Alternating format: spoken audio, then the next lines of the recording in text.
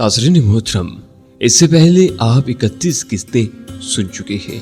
अब 32वीं किस्त मुलाहिजा फरमाएं। दोनों शाम ढले घर पहुंचे तो घर के सभी लोग उनके मुंतज़िर थे।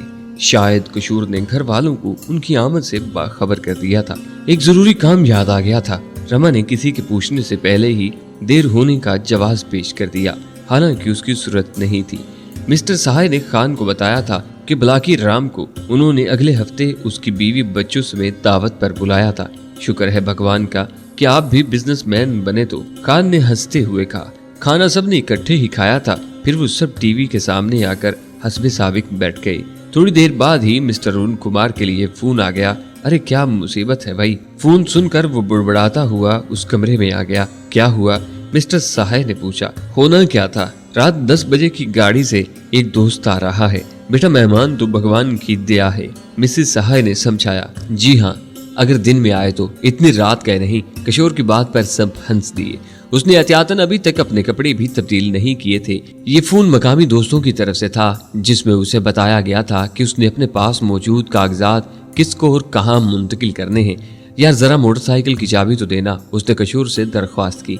थोड़ी देर बाद ही वो एयरपोर्ट की तरफ उड़ा जा रहा था। इस मर्तबा खुसूसी एहतियात बरती गई थी और उसे सिर्फ आध घंटे का वक्त दिया गया था। मतलूबा वक्त तक वो बहरहाल एयरपोर्ट पर पहुंच चुका था। दिल्ली के बैनुल-अक़वामी हवाई अड्डे पर मुख्तलिफ एयरलाइंस के जहाज चढ़ और उतर रहे थे और मुसाफिरों के लॉन्च के बिल्कुल सामने बने टेलीफोन बूथ के नजदीक आकर खड़ा हो गया।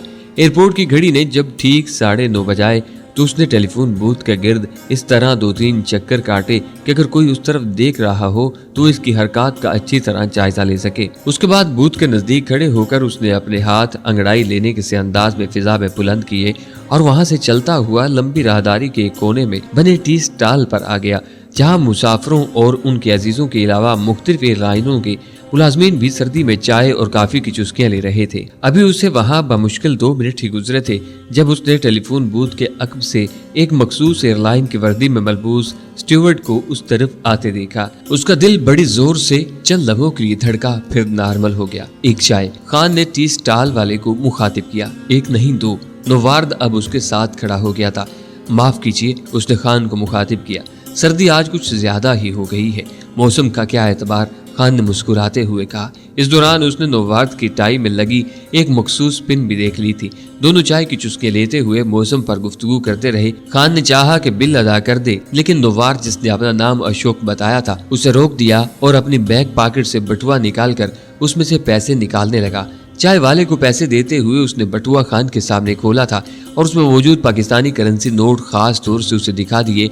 ये आखिरी कोड था जो उसकी तरफ से खान के लिए मुंतकिल हुआ। आइए चलें, खान ने कहा और उसके आगे आगे चल दिया। इस तरफ अशोक ने उसकी रहनुमाई एक कदरे वीरान गोशे की तरफ की। दोनों हवाई अड्डे के टॉयलेट रूम की तरफ जा रहे थे। उस जगह दोनों के अलावा और कोई मुसाफिर नहीं था। दोनों की आंखें दाखिले के दरवाजे की तरफ लगी हुई थी। खान ने बड़ी होशियारी से तहशुदा कागजों का लिफाफा निकाल कर उसे थमा दिया और अशोक ने उससे भी ज्यादा होशियारी का मुजाहिरा करते हुए वो लिफाफा अपने जेर जामा में महफूज कर लिया। आप चलें, थोड़ी देर बाद मेरी फ्लाइट भी आने वाली है, मुझे फौरन जहाज ज्वाइन करना है। उसने मुस्कुराते हुए पतलून के बटन बंद करते हुए कहा। शुक्रिया, खुदा हाफिज, खुदा हाफिज, उसके साथी ने कहा और खान बाहर निकल आया। खान थोड़ी देर के लिए रुक गया। उसकी नजरें अशोक के चलते हुए कदमों पर जमी थी कि उसे एक चाप सुनाई दी। वो ठिठका और मुड़कर देखने लगा। वहां कोई नहीं था, कोई भी नहीं। अलबत्ता एक आवाज आ रही थी। अब कितना अजीब लगता है ये सब कुछ।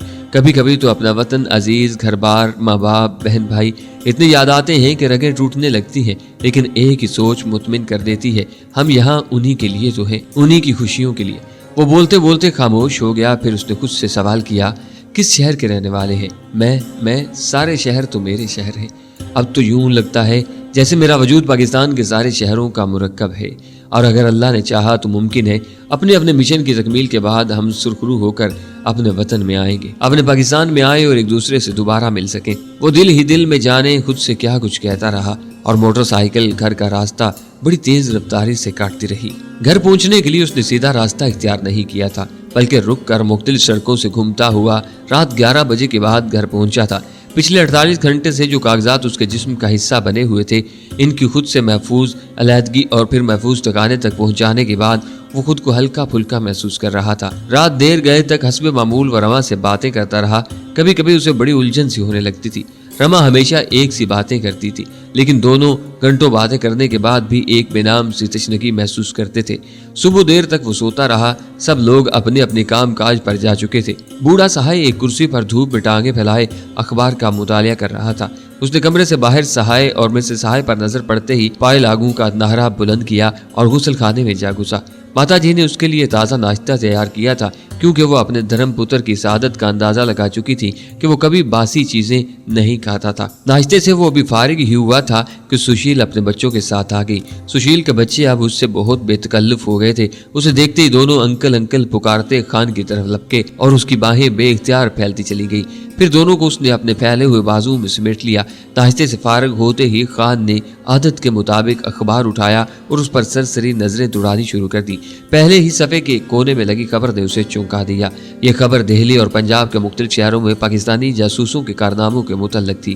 اخبار نے اپنے خفیہ ذریعے کے حوالے سے دعویٰ کیا تھا کہ 2 روز پہلے پاکستانی جاسوسوں نے امبالہ کے ہوائی اڈے سے کچھ انتہائی اہم دستاویزات اڑا لی ہیں۔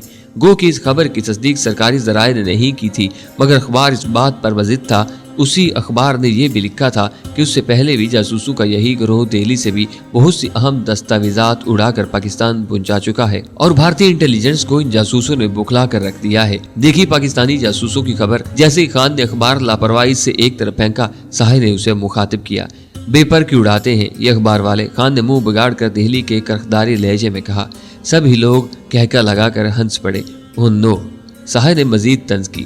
یہ سالے ٹریننگ دے رہے ہیں اپنی چھاونیوں میں مکتی بہانی کو۔ برخودار میں نے آدھی زندگی مسلمان پولیس افسروں میں گزاری ہے۔ ایک بات یاد رکھنا کہ ہم تو سوچتے ہی رہ جائیں گے۔ 65 میں بھی یہی ہوا اور 47 میں بھی ادھر کشمیر میں یہی تو ہوا تھا۔ یہ پلاننگ ہی کرتے رہ جاتے ہیں۔ سہائے نے اچھا خاصا تبصرہ کر دیا۔